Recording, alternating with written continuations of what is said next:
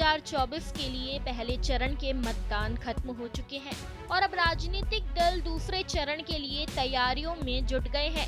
वहीं अगर हम उत्तर प्रदेश की मुरादाबाद लोकसभा सीट की बात करें तो इस पर 19 अप्रैल को वोटिंग हुई थी, लेकिन 20 अप्रैल को बुरी खबर ये आई कि चुनावों के बाद मुरादाबाद सीट से भारतीय जनता पार्टी के प्रत्याशी कुंवर सर्वेश सिंह का निधन हो गया, जिसके बाद अब लोगों के मन में कई तरह के सवाल है और सवाल ये है कि अब भाजपा क्या करेगी, चुनाव आयोग क्या कदम उठाएगा, क्या इस सीट पर उपचुनाव होंगे?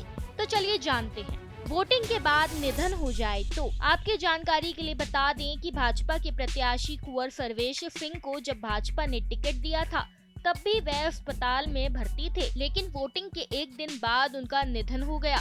ऐसे में चुनाव आयोग के नियमों के अनुसार अगर किसी सीट पर वोटिंग की प्रक्रिया पूरी हो चुकी है और इसके बाद प्रत्याशी का निधन होता है तो चुनाव के परिणाम का इंतजार किया जाएगा। अगर मतगणना के बाद कोई अन्य प्रत्याशी जीतेगा तो दोबारा चुनाव की जरूरत नहीं पड़ेगी, लेकिन अगर चुनाव में कुंवर सर्वेश सिंह जीतते हैं तो इस चुनाव को रद्द कर दिया जाएगा। इस सीट पर दोबारा से वोटिंग या उपचुनाव की जरूरत पड़ेगी।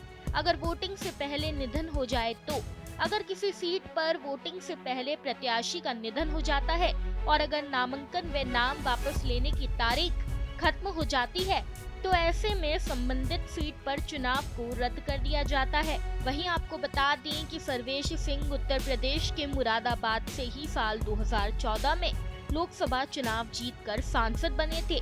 खैर, इस खबर पर बस इतना ही। ऐसी ही तमाम खबरों को जानने के लिए देखते रहिए भारत एक्सप्रेस।